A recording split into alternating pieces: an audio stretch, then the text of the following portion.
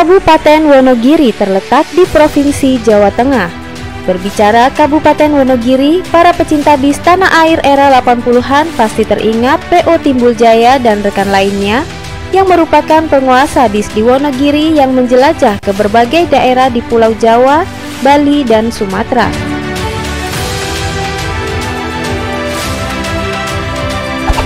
Kabupaten yang terletak di ujung timur Jawa Tengah ini, pada tahun 70-an penduduknya dulu terkenal sang penjelajah negeri karena tuntutan ekonomi yang tidak menjanjikan jika bertahan di kota Gaplek. Ada juga karena imbas proyek bendungan Waduk Gajah Mungkur saat itu yang telah menenggelamkan 51 desa di 7 kecamatan di Kabupaten Wonogiri.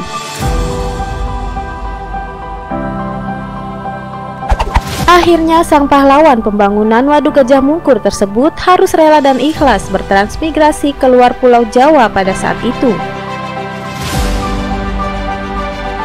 Sebelum video kita lanjut, yang baru bergabung silahkan tekan tombol subscribe dan tekan tanda lonceng untuk notifikasi video terbaru dari kami, dan silahkan bagikan bila ada hal-hal seru di dalam video ini. Peristiwa terbesar dalam sejarah perpindahan penduduk melalui transmigrasi di Indonesia pun terjadi. Pada awal Desember 1977, sang pahlawan pembangunan Waduk Gajah Mungkur Wonogiri dengan berjumlah 100 kepala keluarga atau berjumlah 448 jiwa, dengan trip pertama kalinya pergi meninggalkan Wonogiri, bergerak dari pelabuhan Teluk Bayur, menelusuri jalan melingkari Danau Singkara menuju desa Sitiung di daerah Sumatera Barat.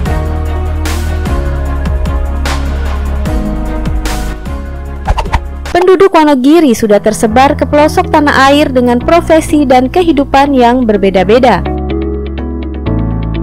Dengan tingkat rutinitas rantau yang tinggi, para pemangku moda transportasi khususnya bis asli Wonogiri pada saat itu menjadikan Line Wonogirian sebagai jalur basah yang menjanjikan sebagai investasi jangka panjang.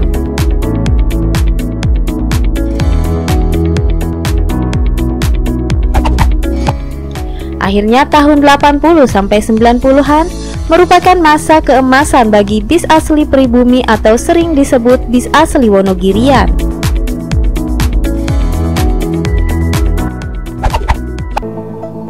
Kota Gaplek pada masa itu memiliki PO terkenal seperti PO Timbul Jaya, PO Giri Indah, PO Ismo, PO Daya Palapa, PO Wasis, PO Tunggal Daya, PO Purwowidodo, PO Purwowidodo Putra, PO Tunggal Dara, PO Sedia Mulia, PO Gunung Mulia, PO Gajah Mungkur, PO GMS, dan PO Putra Mulia. PO-PO tersebut selalu setia mengantarkan masyarakat Wonogiri merantau ke pelosok negeri. Bertahun-tahun berjalan, bus Wonogirian yang terkenal dengan kenyamanan dan keramahan krunya menjadi modal kepercayaan penduduk Wonogiri kepada armada asli kampung halamannya.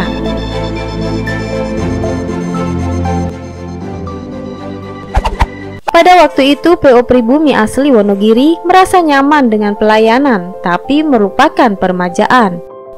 Masa kejayaan pun berakhir dengan datangnya krisis moneter yang terjadi di tanah air pada tahun 1990 akhir. Banyak perusahaan PO pribumi Wonogiri yang mengalami kesulitan bahkan gulung tikar akibat menanggung biaya beban yang tinggi setelah pasca krisis moneter tersebut. Akhirnya bom waktu itu meletup di tahun 2000-an sampai sekarang. Kenapa bom waktu itu meletup bagi PO Wonogirian? Seiringnya waktu, para penumpang menuju dan ke Wonogiri banyak yang dikecewakan dengan banyaknya permasalahan di lapangan, seperti kelayakan armada bis, tarif, waktu tempuh, dan lain-lain.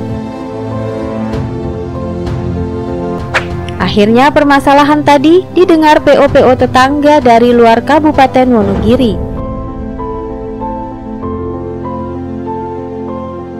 Pertarungan pun tak terelakkan. Wonogiri digempur PO dari luar.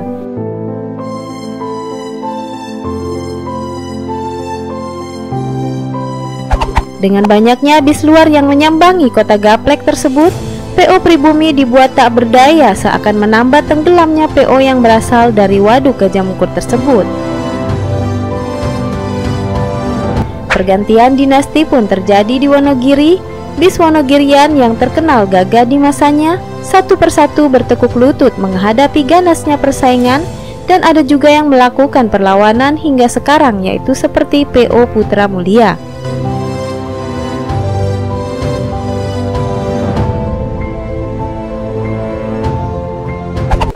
Berkaca dari PO-PO tetangga seperti wilayah Muryaan yang selalu up to date dengan armadanya, kini bis Wonogirian sudah bebenah walau terlambat dari PO tetangga.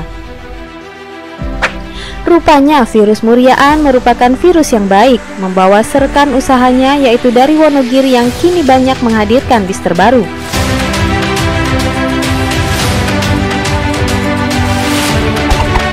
Dari kisah tadi, kenapa PO luar tertarik memboyong armadanya, rela berkandang di Terminal Giri Adipura?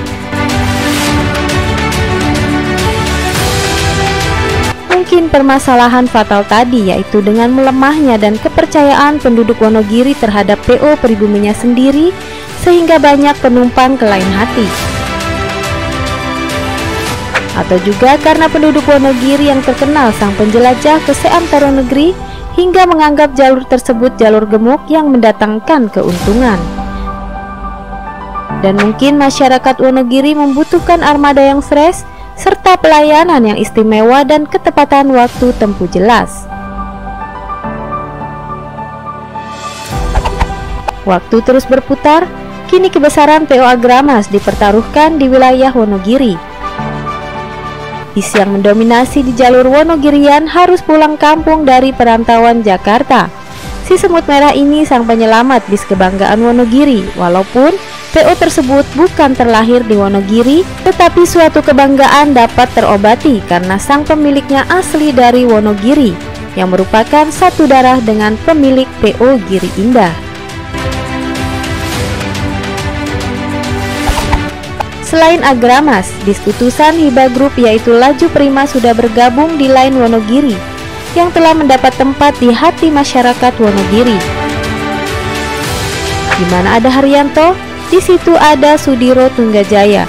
Kedua PO yang kebanyakan fansnya anak muda tersebut pun sudah bergabung memberikan yang terbaik bagi masyarakat Wonogiri hingga saat ini.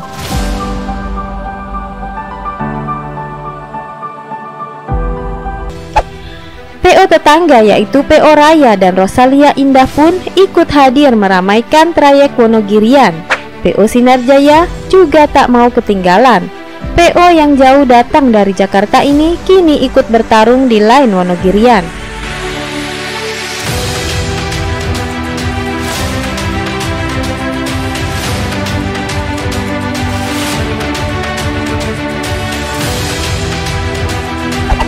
Lalu bagaimana kondisi bis Wonogirian saat ini?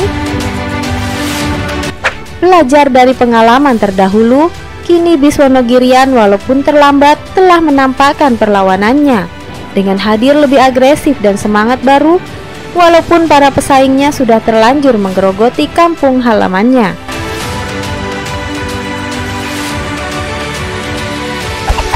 Semoga bis asli Wonogiri kembali menjadi tuan rumah di kampung sendiri, serta PO yang bersaing di Line Wonogirian tetap menjaga persaingan yang profesional serta keselamatan dan kenyamanan para penumpang diutamakan.